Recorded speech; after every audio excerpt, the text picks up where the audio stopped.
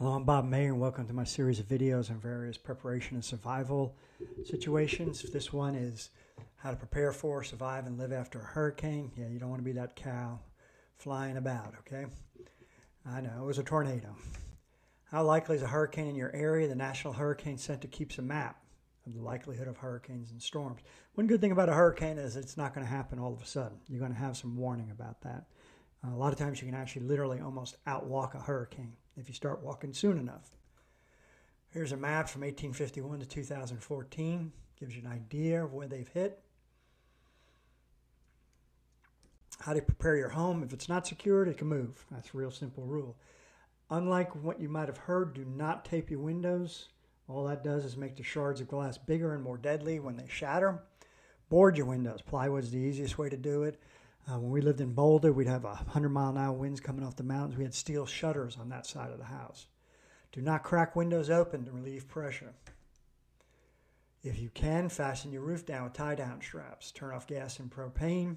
Secure all outdoor furniture. Throw them in the pool if you got them. We used to do that. We got a friend's house on Hilton Head when she lived on the beach.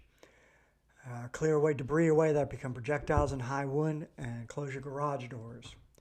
Turn your freezer and refrigerator to the coldest settings. Pack any coolers with as much ice as possible and use this first. Fill bathtubs with water. Water is critical because you're probably going to have flooding with a hurricane. Flooding contaminates water supplies. Make sure all your vehicles are topped off. That's just a normal thing. I always try to keep my gas tank topped off. If I don't want to get below half a tank. I keep extra gas. I keep an extra entire tank of gas in either 5-gallon or 2.5-gallon roto packs.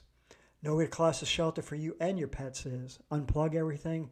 Do not use tap water after a storm until you're sure it's not contaminated. So what do you have ready beforehand? Yeah, you see everybody running around, in the stores when a hurricane's coming. You have that stuff on hand right now. Just go get it. Prepare. I have on my website that red box. Click on it. There's a Word doc under there. It has all the free apps, all the web pages, and it also has all the equipment I'm going to talk about there, direct links to it. Here are the various apps you should get. I have a whole presentation on apps because there's more than just downloading the app. You have to learn how to use it to sign in. You don't want to have to use it when you haven't prepared. Always be ready to evacuate. Besides your grab-and-go bag, which I have another presentation on, here are some special considerations based on after-action reports dealing with people who've survived hurricanes. Keep your car fueled and topped off, and even if you think you're not in direct threat. It's always good to have extra fuel. Make a video of everything in your house. Take your phone and store it in the cloud. Open up all the drawers. You think you're going to remember everything you own. You don't. This is for insurance purposes. Pack enough supplies, your grab-and-go bag, but water is the most critical. Keep receipts of everything you buy while evacuated. Key things to pack: driver's license, ID, passport, Social Security, bank and credit cards, health insurance, roadside assistant, cash. It's going to be a cash environment when the power goes out, extra fuel, water. Phone charger, deed for the house, insurance paperwork, prescriptions, a first aid kit. This list is in the book. It's also on my website on that red thing when you pop it up. These are all the things that you should have with you in a portable lockbox, fireproof lockbox. Also scan them and upload them to the cloud. So if you lose that lockbox or it gets destroyed, you have all these records. While you can build a grab-and-go bag, I say if you don't want to take the time and the energy to do that, buy a prepared one just like this. Use that QR code. I bought this one for my son living out in San Diego. Throws it in the trunk of his car. He's ready to go. Water. Enough water for at least 3 days, which is a case of water per person. I recommend 2 cases, 6 days worth. Water filters. These are a great idea even in your home. We've used these in the sink at times. The water gets contaminated. This is good. You can get a water bottle there that actually has a filter built into it. That's really smart, combining 2 things. The Sawyer thing on the left I have in my day pack in case I need to drink water out in nature. If you order to evacuate, evacuate. When we lived on Hilton Head Island, the goal was to either be the first one out or last one out. It's better to be the first one out. Plan ahead. Do you have a place to evacuate to? Motels and hotels will fill up fast. Do you have friends and family you can stay with. It's too late to plan this once the order to evacuate is announced. Have an outer area emergency point of contact everyone knows about. So if you get separated and you can't talk to each other, you can talk to this person. Everyone needs key phone numbers written down. Think to yourself, how many phone numbers do you actually know? Because if you don't have your cell phone, you might not have all your phone numbers. A portable battery hand crank radio, or this one's got a little solar panel in it. Because this might be the only way you're going to get news if things get bad. Light is always important, various types of flashlights and headlamps. Big fan on power, solar power. This one, the Licorn solar channel charger, it's also a battery bank.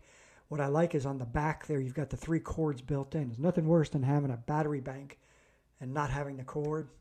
First aid kit, you can get a pre-built one, it's the easiest. Everybody in your house needs to know these things. How to turn the water off, how to turn the power off, where the safe spots are, where the immediate rally point is, where the emergency rally point is, and who's the out-of-area emergency point of contact for the whole family. If you get caught in a hurricane, but you didn't because you're evacuated, right? Safest place is a basement, okay? Stay away from windows and doors. Strongest room is often the bathroom or a walk-in closet. Bathroom because you got pipes in the wall. Walk-in closet, the closest is the center of the house. In a 2-story house, the strongest wall is the stairwell. If no basement, stay in the first floor. A window and door is bowing from the wind, bowing, whatever. Don't push up against it. The hurricane is more powerful than you. Use flashlights, not candles. You don't want an open flame, especially as there might well be gas leaks. Storm surge is a whole different topic I cover in my presentation on flooding. But storm surge is vertical, not horizontal. And that friend who lived on the beach on Hilton Head, she was like, oh, it's a 12-foot storm surge. It's only going to come up 12 feet up the beach. No. Her house was at 8 feet. It means it was coming up 4 feet above the baseline of her house. The entire island was a flood zone. If trapped in a hurricane, don't light a match. Don't move around too much. Tap on something for rescue. You have see light and have a path crawl towards it. If you encounter vertical rubber, check to see if it's load bearing. Over half of deaths from hurricanes occur because of generators. They are like car engines, okay? The more power you draw, the more fuel it uses, okay? So turn off all non-essentials during power. Always vent a portable generator. Never run one inside your house or your garage. Make sure the vent isn't close to an intake into the house, like an air conditioning unit or a window that's open, okay? Carbon dioxide kills silently, all right? And don't bring gas grills indoors. In Korea, they heat floors underneath. A lot of time when I lived there for a year studying martial arts, the floors were heated with charcoal. Every year someone would die because it would crack and the carbon monoxide would come up and kill them. Okay?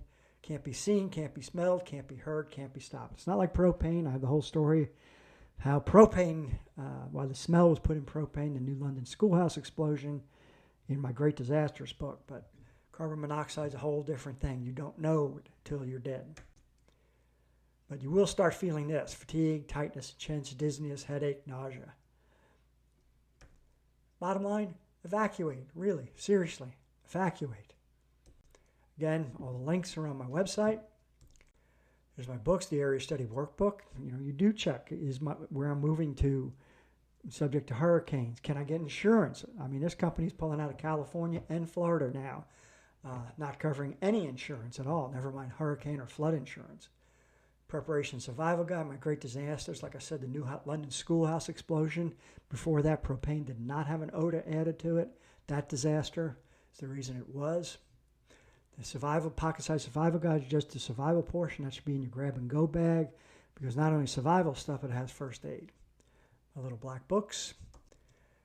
And this is my background. Stay safe out there, people, and evacuate when you get the order.